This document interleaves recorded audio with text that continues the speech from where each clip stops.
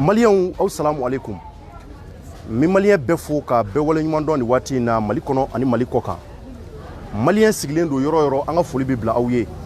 Malien chemani musoma demseni ani mokoroba. Malien fama ani fantan. Dese batoni lujurato anga foli bi bla awye ka awfo ka wala nyuman don. Munu be kayba jabate kulikoro sika so segu mopti gao Tombouctou ni Kidal ani munu vana bi nazara jamana na France Canada États-Unis Chine Japon ani Congo Afrique jamana wɛrɛw la an bi aw bɛɛ fo k'aw wale ɲuman dɔn aw denkɛ ni aw balimakɛ don Thierno Ndiaye ouverture média la bi ye alamisa ye juin kalo tile 25 san 2020 maliyɛnw weleli bilala an ma hippodrome mɔgɔw fɛ maa minnu bɛ yen k'u dagan bɛ hippodrome na u ye weleli bila an ma k'a ɲɛfɔ ko dɔ kɛr'u la bi sɔgɔmada in na ko mun ma bɛn u ma o hokumu kɔnɔ kunnafoni di hokumu kɔnɔ ka kow ɲɛɲini k'a tiɲɛ dɔn an fana nalen de filɛ a sun kɔrɔ k'a ɲɛdɔn mun de kɛra yan mun de passera yan u ka kumakan na u y'a yira k'a fɔ an ka Mali commerçant ba dɔ bɛ yen Mali faamaba dɔ don k'u b'a wele ko Sanzu u ka kɔrɔfɔ y'a yira k'a fɔ ko u ni o de karilen don ɲɔgɔn na k'olu ka denbaya u bɛ si yɔrɔ mun na ko sɔgɔmada in na k'u ka so de nana kari maliyɛnw ni ka bɔ u da la u yɛrɛ bɛna don ko in bɛɛ la k'a bɛɛ fɔ aw ye n yɛrɛ bɛna ɲininkali tɛnk'u la u ka fɛn fɔ an ye an ka faamuyali sɔrɔ a la jɔnni jo b'a la jɔnni jo t'a la kow kɔfɛ an bɛna wulikajɔ fana sabati tuguni ni ka taa ɲɛsi fana maa minnu fana n'u tɔgɔ fɔlen don nin ko in na ka t'u fana ɲininka a ko la inshallah nka an kɔni selen don bi hippodrome na nin an selen du kɔnɔna na zone industrielle an selen de filɛ nin ye bi zone industrielle la maa minnu y'an wele o ye ninnu ye u ko bɛnkɛriw ka b'u ka sokɔnɔna la kabako kumaw nka an kɔni nana ka se ka na micro yira u la k'u ɲininka u bɛna fɛn caman fɔ faamuyali bɛna sɔrɔ mun na balimakɛ somɔgɔw bɛ di donc an ka taga mun b'a to an ka se ka ko tiɲɛ dɔn donc an filɛ nin ye zone industrielle la nin waati in na ninnu ka du kɔnɔna durulen don maliyɛnw muso fara denmisɛnnin kan cɛkɔrɔba fara maakɔrɔba kan a yɛrɛ ɲɛ b'a la du kɔnɔna durumɛ cogo min na u ka so tɔ kelen nin u ko k'a fan bɛ an ka faamaw la ko ka sababu kɛ ko yɔrɔ bɛ ka ci donc an kɔni nana a yɛrɛ ɲɛ b'a la cogo min na dutigiw u bɛ yan ani ka fara dutigi musow kan an baw u bɛɛ dafalen don yan nɔ salamu alaikum somɔgɔw bɛ di kari baasi t'aw la nba d'accord taara se nɔ taara su la nba dɔɔni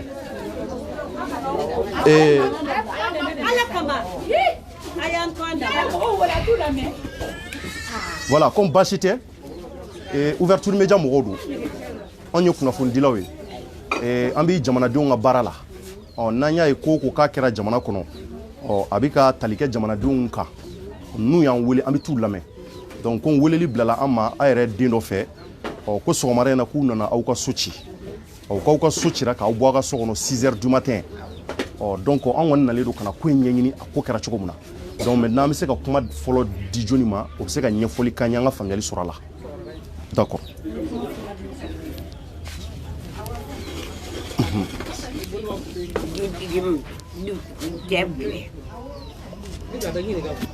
ne b'a somɔgɔw bɛ di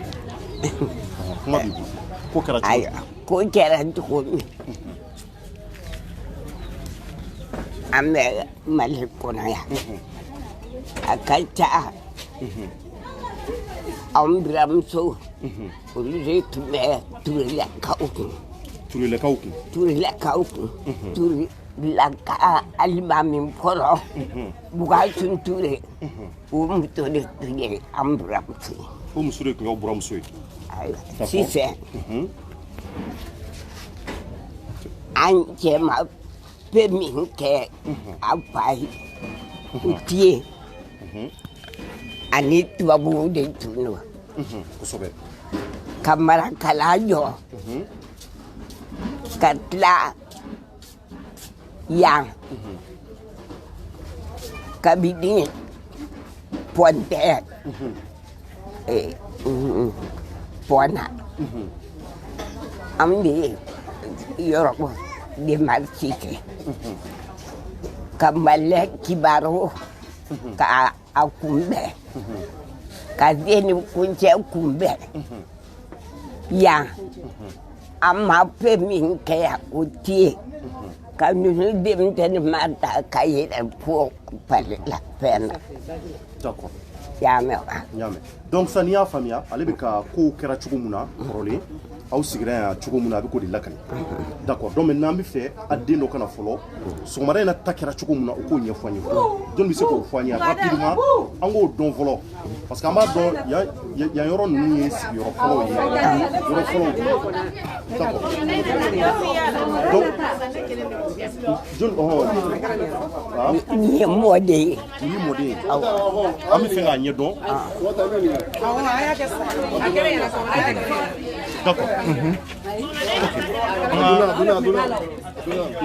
voilà munumunu ka nin sigi yan d'accord Sɔgɔmada ta ko tɛ yan. an bɛ fɛ k'a dɔn ko kɛra cogo jumɛn tari ko c'est à dire an mago bɛ ko fɔ a n'a forme c'est à dire ko nana cogo o cogo depuis fɔlɔ fo kana bila bi la an mago b'o de la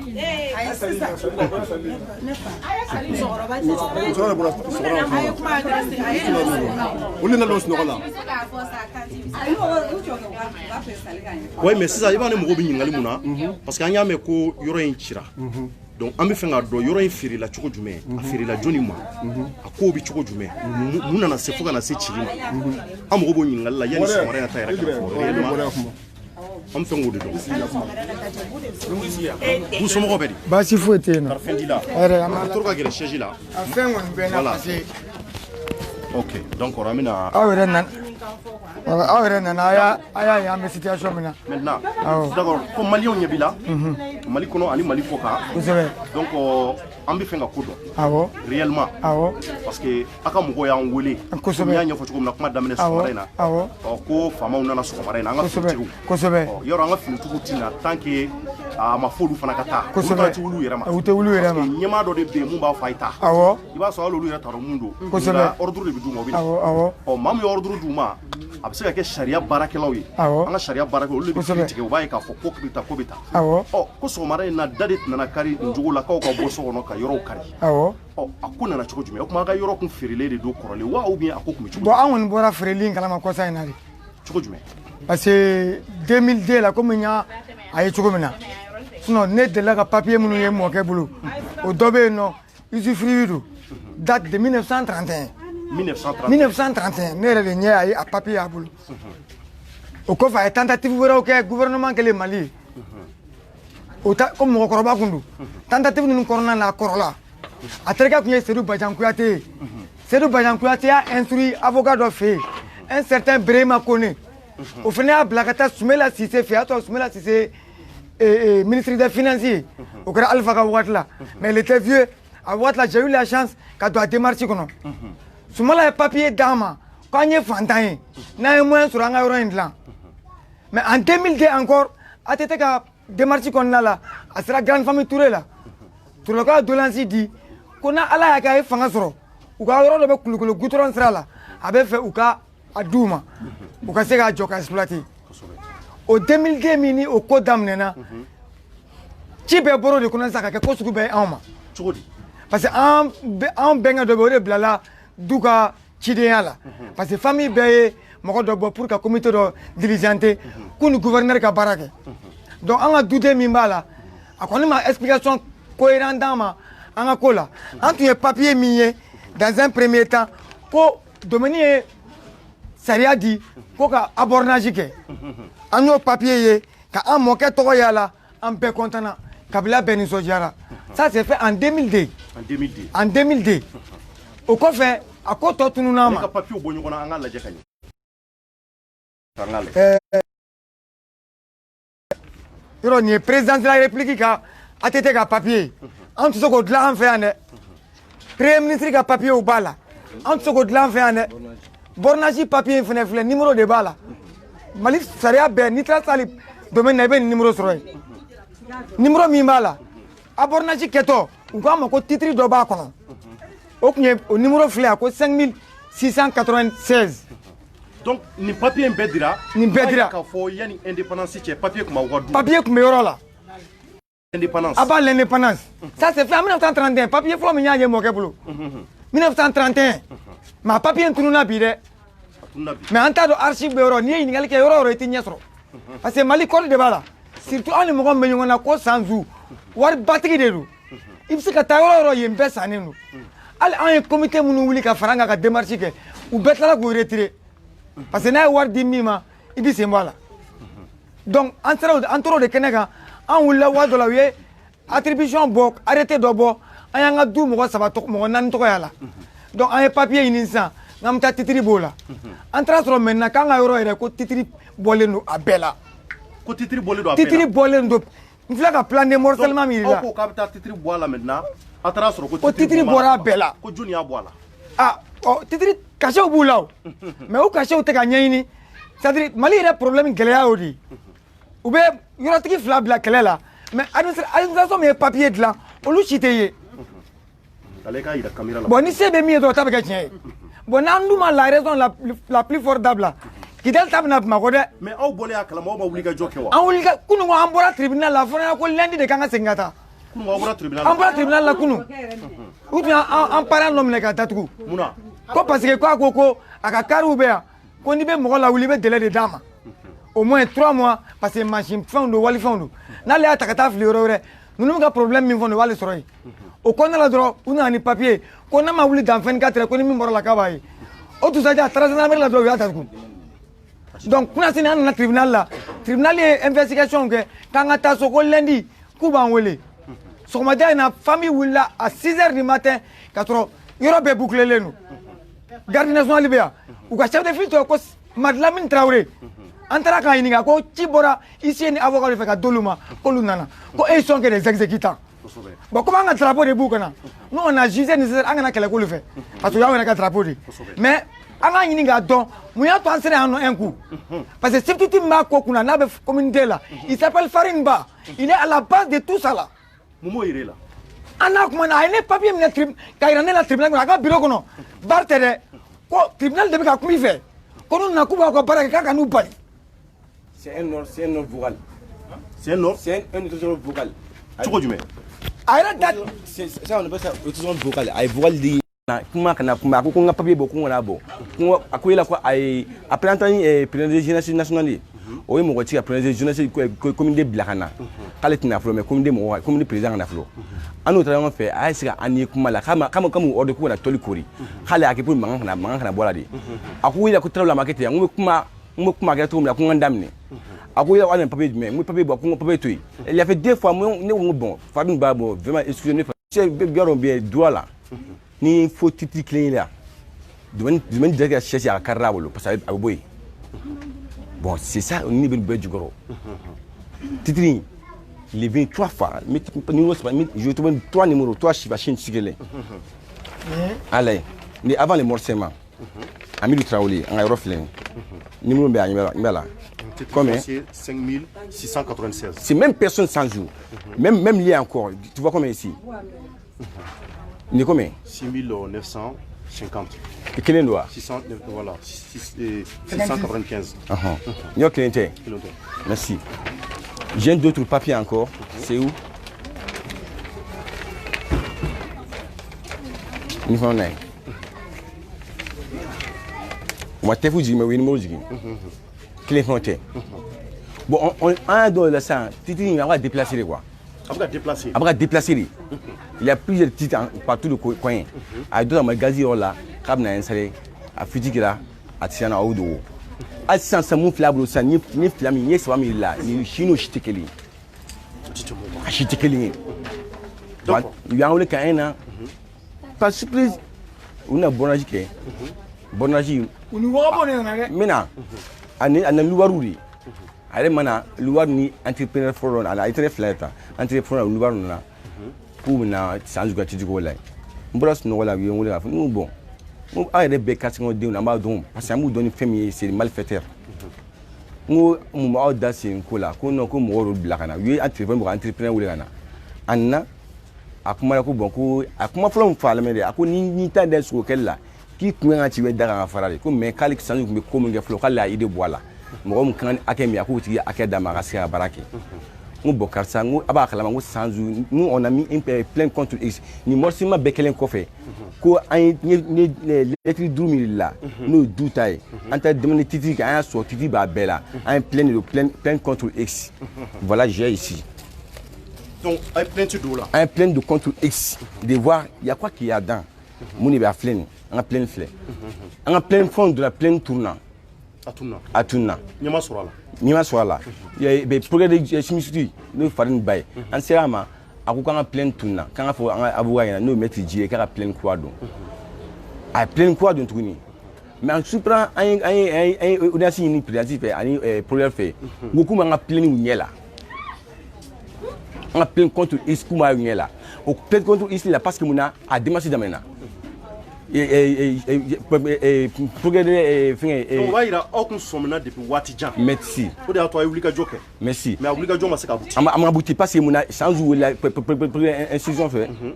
ka juge institution fɛ sanzu wulila ka mɔgɔ caman mɔgɔ tɔgɔ b'an ka yɔrɔ ko la yan juge institution sɔmina mɔgɔ la k'a y'o dɔn a y'aw bɛɛ wele k'a bɛɛ ɲininka an ka plainte contre ici danna yen o kɔfɛ de sa sanzu ka yɛrɛ daminɛna k'a sɔrɔ an propre plainte don mais u nana mun kɛ sisan k'u na babaw nalen kɔfɛ k'u na bɔrɔnin kɛ bɔrɔnin na bɔgɔti tuguni u na convention da an bɔrɔnin bɔgɔti la parce que an ka yɔrɔ don an ko ma bɔrɔnin bɔ an b'a bɔ Bakari u y'an wele k'an ye na o ko la an ye tile kelen mun bɛɛ k'u bolo yen o kɔfɛ tuguni u y'an bila k'u mɔgɔw tila ka jɔ an na u na toli kori toli kolen kɔfɛ mɔgɔw bɔra par tous les côtés parce que mɔgɔw bɛ tiɲɛ dɔn ne kɔrɔkɛ kɔrɔba de filɛ nin kɔrɔmuso fatura o fatura salon sa to san 80 dɔɔnin na yɔrɔ min bɛ yɔrɔ ko la mɔgɔw bɛ sigida mɔgɔw bɛɛ dɔn bon mɔgɔw wulila o la ka na toli kari ne tɔgɔ la ani grand-père tɔgɔ tuguni k'an wele tuguni ko toli karira ko an ye menace mort fɔ k'an b'u faga ko san cɛ n tɛ sanzu finma dɔn n t'a jɛma dɔn n ye jɔn ni menace mort kɛ entrepreneur ɲininka ko yala k'i bɛ adamaden ko k'a ye nin dɔn k'a ye n sigilen yan k'i bɛ nin dɔn ko n ma dege a ye gendarme ko mun na i bɛ plainte mɔgɔ contre i ma dege mɔgɔ min ye ɲɛ la yɛrɛ i t'a tigi dɔn yɛrɛ a ko k'i b'a sogo bɔra sanfɛ o fana ko tora ten ça c'est un acte à propos qui était violent mais o ko o fana tora ten donc o fana ma taa yɔrɔ jan o ma taa yɔrɔ jan d'accord donc ni waati in na kan ka taa so donc ni waati in na ko kɔni a kɛn bɛ ta yɔrɔ nana ci sɔgɔmada in na aw ka bɔ kan ka bɔ sariya y'a yamaruya k'a fɔ ko aw ka yɔrɔ tɛ k'a sɔrɔ aw ye wulikajɔ mun kɛ o ma sira sɔrɔ a ma sira sɔrɔ d'accord donc an bɛ kuma di grand frère Bama ale fana ka dɔ fɔ donc maliyɛnw a yɛrɛ bɔra ka nin ye a y'a partager donc an b'an ka jamana ɲɛmɔgɔw bɛɛ interpeller u bɛɛ ka nin lamɛn an bɛna tila k'u ka téléphone numéro ka tila ka o bila téléphone numéro an bɛna tila k'a bila ni mɔgɔ mun mɔgɔ bɛ ɲininkali wɛrɛ la u ka ko la ani faama mun bɛ fɛ ka u dɛmɛ ani minnu fana bɛ fɛ ka wulikajɔ kɛ mun b'a to hali bi ɲɛji bɔ an ka jamana kɔnɔ ou bien walima hali bi ka se ka tiɲɛ dɔn ka tiɲɛ lafasa ni maa min bɛ fɛ ka o ko kɛ an bɛ numéro bila o la nka nin baara in an bɛna bɛɛ sabati an b'a bɛɛ sabati k'a ɲɛ hali bi pour que a tiɲɛ ka se ka dɔn an kɔni nalen don bi a sababu bɔra u yɛrɛ la weleli bilala wa an nana ka na ɲɛ da k'an nana ye dukɔnɔ falen don kɛnɛmana in bɛɛ kolilen don ka sababu kɛ u b'a la ka baara kɛ yen ko maa tɛ se yen o hukumu kɔnɔ an bɛna kuma di maa minnu yɛrɛ ka yɔrɔ don u ka se ka fɛn caman fɔ a la an ka faamuyali sɔrɔ o de ye an nakun ye donc an bɛ micro di an kɔrɔkɛ ba ma ale ka se ka fɛn caman fɔ donc ne fa i tɔgɔ ni jamu an sɔgɔma nba an sera ala k'an tile hɛrɛ la jamana ye ala k'a basigi ala k'an ta k'a la hɛrɛ ya rabi jamana ye ala k'a basigi hali bi jamana ye ala k'an ta k'a la hɛrɛ ala k'an bɛɛ lakana faama ala ka hakili ɲuman d'u ma ala k'an sutura aw yɛrɛ ka ala ka bolo ma ka baara la kira sanumɛ bara wasa sallallahu alaihi wasallam bon nin ko in bɛ cogo min na nin ko in kɔni ye jamana a kɛra ne tɔgɔ ye Mamadu Tarawele donc e de du ne de ye du denkɛ fɔlɔ ye bi parce que denkɛ fɔlɔ ntanyana bon alhamdulillah kɔrɔmusow bɛ na mais du cɛman ne de ka kɔrɔ a bɛɛ ye bi ne bɛ san 61 na bi ne bangera ne kɔrɔmuso bangera san 80 ani san 6 a fatura ɲina a san 4 ye anw de yɔrɔ in lakana ala y'a don an garijɛgɛ la depuis Moribo tile Moribo minɛna k'a sɔrɔ ne bɛ san 7 jate la san 7 n bɛ goudron la n jɔlen jupunu bɛ ka tɛmɛ anw de yɔrɔ in lakana ala y'a kalifa na ka na bila bi la mais ala m'an garijɛgɛ saniya nafoloko la nafolotigi t'an na ala y'a kɛ cɛkɔrɔba nana ntanya donc turelakaw an farala ɲɔgɔn kan k'an ka se k'an ka papiyew bɔ n'o titre foncier ye an y'a démarche daminɛ ATT yɛrɛ ye yamaruya da an ma fana donc an nana bali mun na sisan an b'an ka ko ɲɛnabɔ an balila k'a ye ko titre foncier bɛ yɔrɔw la donc an ye ɲininkali kɛ mɔgɔ minnu titre foncier bɔ yɔrɔw la u ko a ma ko gouvernement de y'a feere u ma u yɛrɛ da ko gouvernement y'a feere u ma Sanzu yɛrɛ k'ale y'a san gouvernement fɛ Sanzu yɛrɛ ko ten ne yɛrɛ ye laɲini k'a fɛ Sanzu fɛ ne yɛrɛ n'a ka na an ka kuma n'a ka to an ka fɛrɛ an ka kuma parce que adamaden n'i ye yɔrɔ san hali gouvernement fɛ n'i ta ye yɔrɔ ye n'i bɛ yɔrɔtigi lawuli n'i y'a san i bɛ na ni papier i bɛ na foli kɛ ka don du kɔnɔ karisa ne ye nin yɔrɔ in san gouvernement fɛ donc n mago tɛ jɔ a la sisan mais san wɛrɛ mago bɛ se ka jɔ a la n b'a ɲini aw fɛ san wɛrɛ n'a bɛ se ka yamaruya n ka baara kɛ n ka yɔrɔ la parce que n y'a san État fɛ o ye jamana ɲuman de ye i t'o ye diɲɛ jamana si kɔnɔ ni Mali tɛ n'a y'o fɔ an ɲɛna hɔrɔnya la hali n'a sɔrɔ namara b'a la an bɛ se ka ɲɔgɔn faamu parce que a nana s'a ma k'a fɔ an ɲɛna a ye yɔrɔ san gouvernement fɛ ka délai d'an ma mais o ma kɛ a ko Sanzu ko k'ale ni fantan tɛ se ka kiri ko parce que ko nafolo b'ale bolo k'an tɛ ko kɛ ɲɔgɔn a da de y'a fɔ e y'a mɛn a y'a fɔ da de y'a fɔ n dɔgɔkɛ ɲɛna fa kelen ba kelen an kɔrɔmuso de y'a bila ka taa fɛ yen a ko fantan ni faama tɛ kɛlɛ kɛ ɲɔgɔn ma a ko ne ta ye n ka yɔrɔ ye n bɛ n ka yɔrɔ jɔ a ko a kuma anw bolo bɛ Ala bolo a kɛra tan de dɛ anw dɔgɔkɛ ko a ma k'anw bolo bɛ Ala bolo don ne bɛ Moritani k'anw bolo bɛ Ala bolo o wulila ten ka bɔ a ka bureau kɔnɔ donc sisan a nana k'u bɛ yɔrɔ kori ne ko an k'u ma karisa aw bɛ yɔrɔ kori an ma délai d'an ma an ma taa fanga la ka papier d'an ma don min na mɔgɔ minnu bɛ yen u bɛ se ka wuli an m'o si kɛ fo ka na dɔrɔn ka yɔrɔ kori n ko dayirimɛ ɲininaw bɛ yen n k'a ka gɛlɛn dɛ n k'a ye sabali mɔgɔw bɔra o la ka u na tɔli min ye k'olu waraka ka bɔ yen u taara an wele k'an na ko ne ni ne Mari Tarawele ani n dɔgɔkɛ Adama k'an ye Sanzu n'a ka mɔgɔw ko an ye menace de mort k'u la marifa t'an bolo foyi t'an bolo u nana ni luba minnu ye marifa b'a bɛɛ ka sagi kɔnɔ an b'u dɔn parce que an bɛɛ bɛ quartier kelen na yan marifa b'u bolo Mali bɛɛ b'a kalama ko luba ninnu ko marifa b'u bolo u fana b'a kalama mais ni u m'a y'u bolo mais u b'a kalama k'a fɔ ko denmisɛnnin minnu don u tɛ tulonkɛ marifa ko la u bɛ yaala ni marifa ye donc u taara n'a ye ko menace de mort u y'a sim transport bɔ tribunal communauté tribunal ka taa Kanyana sɛbɛn min bɛ yen walahi a ɲɔgɔn tiɲɛtigi tɛ yen sɛbɛn min bɛ Kanyana n'u b'a wele ko Almadine sɛbɛn a ɲɔgɔn tiɲɛtigi tɛ Mali kɔnɔ bi anw bɛ min dɔn dɛ a ɲɔgɔn tiɲɛtigi tɛ bi faamaw la a ko k'a ko ɲɛɲini k'an ka wuli an ka taa constat kɛ terrain na an nana constat kɛ a ye gendarmew de wele ka d'an ma ani gendarmekɛ nana constat kɛ terrain na a ye cɛ wele ko yala k'i bɛ cɛkɔrɔba in dɔn a ko non k'a t'a dɔn k'i tɛ nin dɔn ko n t'a dɔn k'i ma deli ka ko n'a ma deli ka ɲɔgɔn encourager fan bɛɛ ɔ mais convocation dira nin de ma k'a ye menace de mort kɛ Sanzu n'a ka mɔgɔw la e dun ko k'e t'a dɔn a ko bon ko mɔgɔ si kana kuma a ye constat kɛ an taara ten an sera a y'a ɲɛfɔ sebe ɲɛna sebe ko bon ko o tɛ se ka ɲɛ ko yan k'an tɛ bi mɔgɔ si kan yan sebe ko ten Almadine k'an tɛ bi mɔgɔ si kan yan an bɛ taa ni sariya de ye donc o ye an bila ka taa tribunal la an sere yen cɛ tilara ka segin a kan tuguni ko tiɲɛ yɛrɛ la k'a tɛ ne dɔn a ma deli ka ne ye procureur ko k'an ka taa o ko bilala ten n'i ye nin kɛ jamana wɛrɛ ye n'i ye nin kɛ Sénégal ye ou bien ka nin kɛ Côte d'Ivoire ou bien ka nin kɛ Burkina ye a tɛ bɔ foyi fɛ ne tɛ taa o cogo la ten ne de bɛ se ka yafa mais yafa ma ɲini fɛ fo ma ɲini fɛ parce que jamana in tiɲɛ t'a kɔnɔ mais hali bi Ala ka hakili ɲuman d'an ka faamaw ma Ala ka hakili ɲuman d'u ma filanan fana kɛra u nana ka na yɔrɔ kori ni lubaw an k'u ma karisa polisiw bɛ yen gendarmew bɛ yen Sanzu ma se ka taa gendarme ta a ma se ka taa polisiw ta a mana papier d'a ma fo ka bɔ ni quartier kɔnɔ denmisɛnnin lubaw ye minnu dɔnnen don ni mɔgɔ faga n'u bɛ barakasi kɛ u bɛ barakasi de kɛ dɛ minnu bɛ barakasi kɛ a nana n'olu de ye ko parce que wari b'ale kun n'ale ye min kɛ Mali kɔnɔ problème t'a la parce que a se b'ale hali extérieur la fɛn bɛɛ b'ale bolo faamaw bɛ jigin ale fɛ u tɛ dɔrɔmɛ sara donc ale bɛ min kɛ Mali la ale b'o kɛ parce que nafolo b'a kun donc a y'a fɔ tuguni ko an y'a ka yɔrɔ kari ko menace de mort o kɛra siɲɛ 2 menace de mort siɲɛ 2 u ye n wele k'an na sebe ko tuguni nin ko in ka ɲɛɲini parce que ne yɛrɛ filɛ fanga tɛ ne na ka mɔgɔ menacer o marifa tɛ n bolo bese tɛ n bolo luba minnu bɛ na ne bɛ se jɔn na n tɛ se mɔgɔ si la u y'a bila ka na tribunal la o cogo la o fana ko danna ten sɔgɔmada in na dɔrɔn an balila ka min ye dɔrɔn u nana dɔrɔn ka na ni machine ani gardiw ni polisiw ka na k'u ka yɔrɔ kari u ma papier d'an ma u ma délai di mɔgɔw ma fantanw baarakɛla n'i b'u lawuli e ka nin dayirimɛ bɛɛ la est ce que nin bɛɛ hakɛ bɛ k'u Mali la wa nin bɛɛ hakɛ tɛ se ka k'u Mali la papier t'u bolo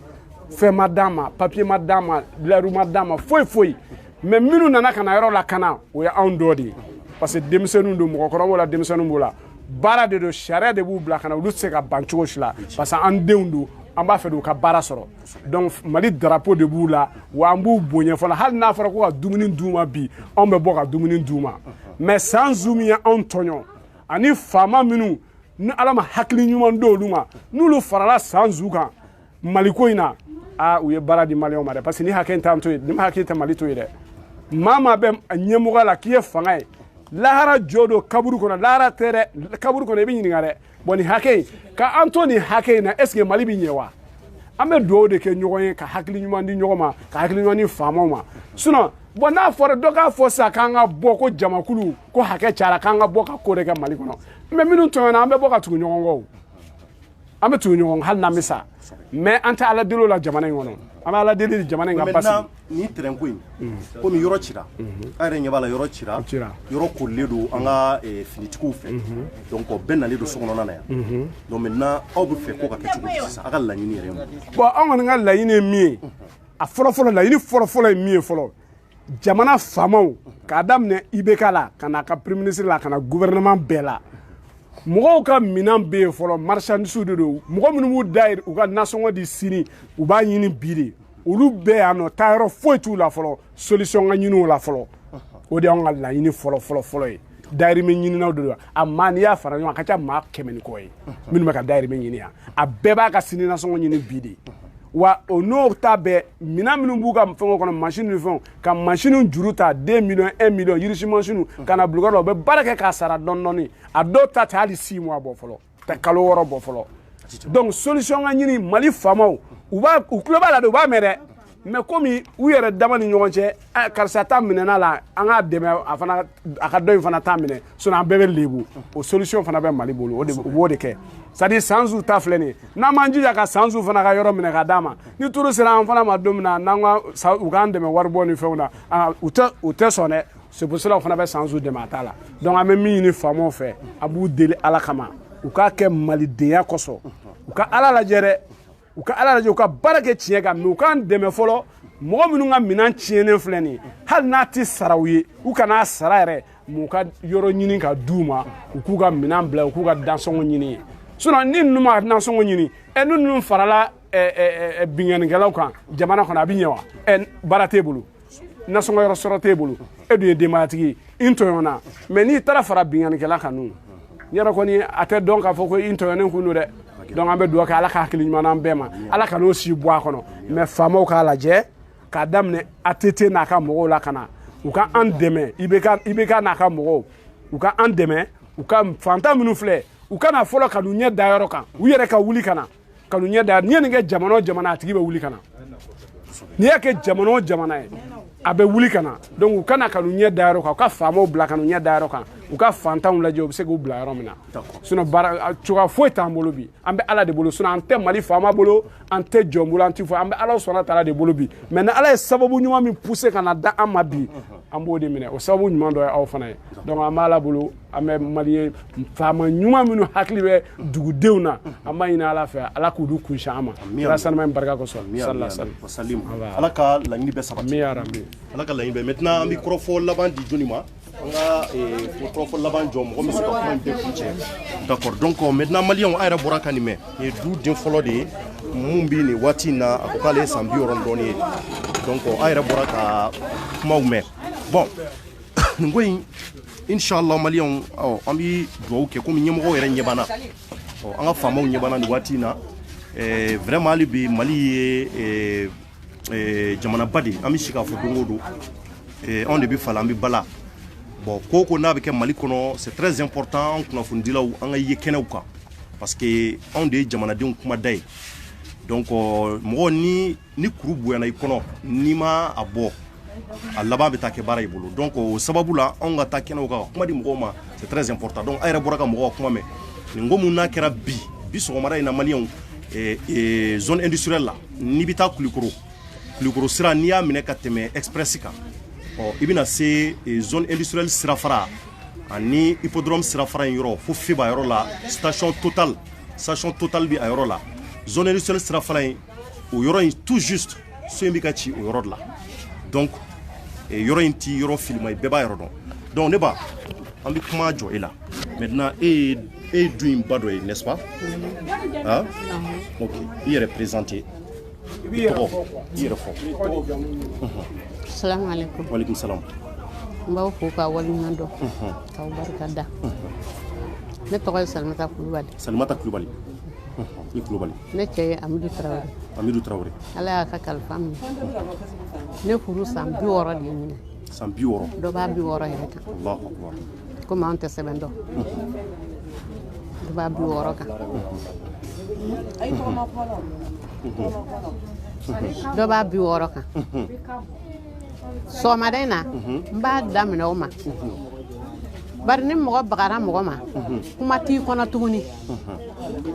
I dusu kasi kojugu kuma t'i kɔnɔ. N'i sɔn jara kuma t'i kɔnɔ. Sɔgɔmada in na ne bɔra ne ye n sigi da la. Yala ne fɔlɔ de bɛ bɔ yan bɛɛ ɲɛ. Ne sigilen bɛ da la. Ah donc e de fɔlɔ bɛ bɔ bɛɛ ɲɛ. Ne fɔlɔ bɛ bɔ bɛɛ ɲɛ. Ni bɛɛ bɔra o bɛɛ bɛ na ne fo ne ka da la. Ne sigilen bɛ da la. Cɛkɔrɔba dɔ de bɔra kɛnɛ ma. O nana ko ko Kulubali ko bi ta ka jugu dɛ. Ko mobiliw jɔlen bɛ station na. K'u bɛ k'u cuncu ka yan sira minɛ dɛ. Ne ko ka yan sira minɛ. Ko ɔhɔn. Ne ye bere ta, n ka bere filɛ. Ne ye bere ta. Ne bɔra. Ne bɔtɔla ne n'u kunbɛnna butigi da la. Ne n'u kunbɛnna butigi da la. U bɛ ka na. Ne ko n ko Ala de ye aw cɛ anw ma bi wa? N ko Ala ni ce. E y'o fɔ? Ne y'o fɔ. E ko ko Ala de ye ne ko Ala de ye aw cɛ anw ma bi wa? N ko Ala ni ce. Nka Ala y'aw da, Ala y'anw fana da. Ala ye Sansu da, nafolo bɛ Sansu bolo, nafolo t'anw bolo. Nka Ala b'anw bolo. Ne y'u kunbɛn. Ne taara n sigi butiginin na. Ne wulila. U bɛ ka na. U nana ka da koori. U ye da koori. Ne nana yɔrɔ min na ne ko aw de bi yan. Nka a ye anw tɔɲɔ, Sansu y'anw tɔɲɔ. Ala y'a dɔn Sansu y'anw tɔɲɔ. Ne ye n kana dilegi bɔ. Ka n ka musɔrɔ foni, ka n julafini foni k'a bila. Ninnu bɛɛ y'u kɔ don. U ka mɔgɔ ninnu. U bɛɛ y'u kɔ don. Ne nka aw tun bɛ min ɲini n k'o de ye nin ye. Denmisɛnninw bɔra kɛnɛ ma, ne kulekan ma. Du bɛɛ bɔra. Du bɛɛ bɔra. O y'a sɔrɔ u jɔlen koorilen don. Mais kabini u ye ne julankolon ye, bɛɛ y'u kɔ don. Finitigi ninnu bɛɛ y'u kɔ don ne na. Denmisɛnnin ninnu bɔra ka ne kunbɛn, ka na ne cɛ, ka fini meleke ne na. Ko ne kana sɔn ne ma, ne musokɔrɔba kana sɔn ne ma. Ne ko Sansu bɔra yɔrɔ min na, n b'o de yira u la.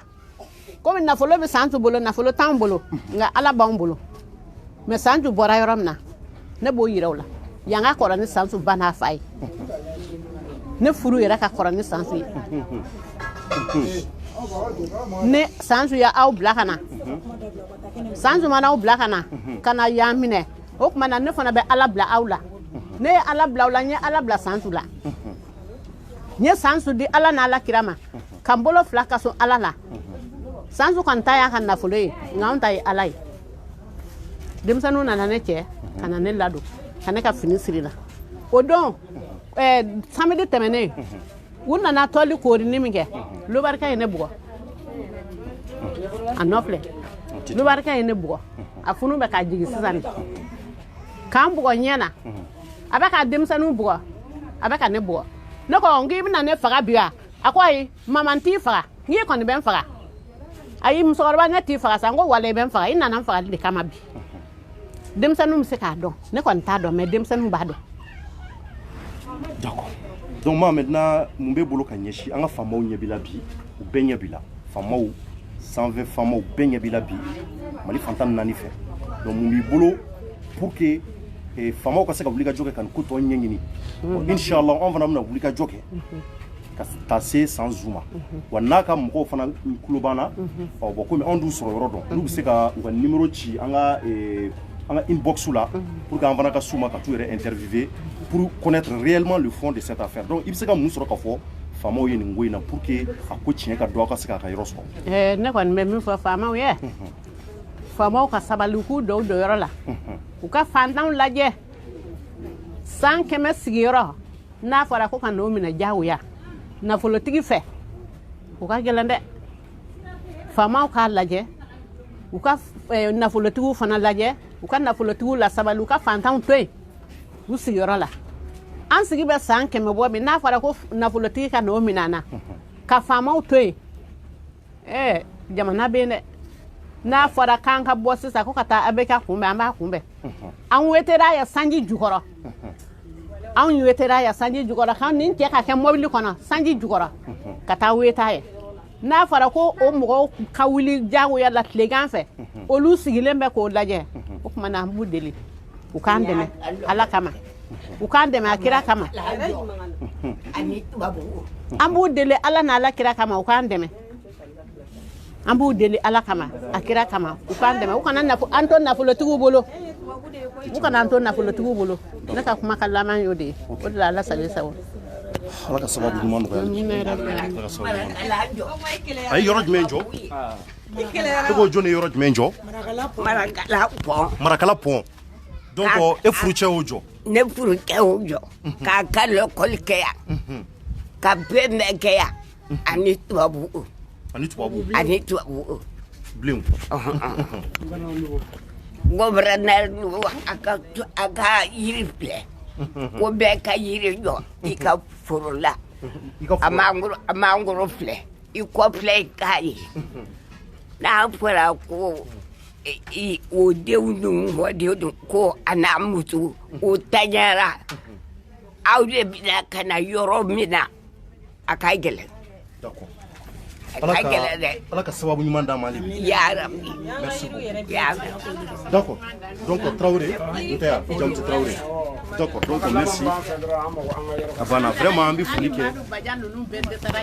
Modibo Keyita n'u kun bɔra baarakɛyɔrɔ la u bɛ n'u yɛrɛ koori yan u b'a fɔ anw cɛ ma ko tubabubilen u b'a fɔ tubabubilen i tɛ nin dɔ d'a ma sa an bɛ yan jɔ ye i fana bɛ yan jɔ a bɛ yɛlɛ a b'a fɔ ninnu o y'a sɔrɔ ninnu b'an senkɔrɔ a b'a fɔ ɲɛ tɛ ne ka lagariw la ne ka lagariw bɛ yan nɔ olu bɛ kɛ cogoya jumɛn na a b'a fɔ ayi sa an b'i dɛmɛ de a b'a fɔ ayi ne tɛ dɛmɛ nin na an k'an ka baro kɛ an ka dumuni kɛ an ka taa o y'a sɔrɔ te wuli te an bɛ ɲɛɲini ni kini de tobi ka sigi kɔrɔ u b'a dun u bɛ bɔ kulu la ka na a y'a sɔrɔ Modibo ma minɛ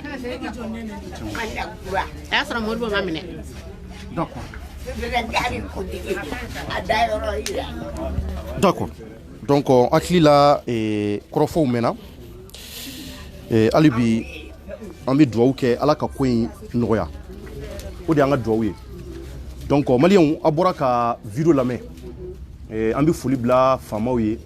an bɛ foli bila jamana président ye jamana kalifalen don maa min na nin waati in na Elhaji Ibrahim Bubakar Keyita ani ka foli bila a ka minisiri bɛɛ ye ani sariya baarakɛla fɛn fɛn bɛ nin waati in na ko sariya kalifalen d'u la jugew avocats an bɛ foli bila o ye k'a fɔ mɔgɔ i mɛnna cogo o cogo don dɔ la i bɛ taa an ka mɔgɔw b'a fɔ an ye o kuma in ye kumaba de ye o kuma in walasa u ka se ka walasa i ka se k'o kuma in tiɲɛ jidi an ka maabaw b'a fɔ an ye ko yɔrɔ saba bɛ yen n'i taara yen i bɛ masaya segin ala ma dɔgɔtɔrɔso kaburudon ani kaso maliyɛnw nin yɔrɔ saba la sabanan in n'o ye kaburudon ye n'i sera i bɛ masaya segin ala ma i bɛ adamadenw de dalen ye faamaw b'a la fantanw b'a la dɛsɛbaatɔw b'a la denmisɛnnin fitininw b'a la musokɔrɔbaw b'a la cɛkɔrɔbaw b'a la denmisɛnninw b'a la maa nasugu bɛɛ b'a la o bɛɛ dalen don yen anw bɛ yan cogo min na i b'a sɔrɔ o mɔgɔw fana de dalen don kaburu la wa anw fana ta don mana se an bɛ taa o cogoya kelen la a ka ɲi an ka ɲuman kɛ yan'an ka taa anw kɔni an welela ninnu fɛ bi u ye kuma in fɔ kumaba don an y'u lamɛn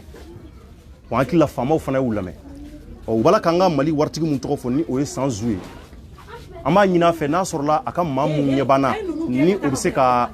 u ka numéro caman n'an bɛ se ka interview dɔ sɔrɔ a yɛrɛ bolo walima a kɛrɛfɛ maa dɔn maa mun bɛ nin ko in kalama an ka se k'u fana ɲininka pour que ko in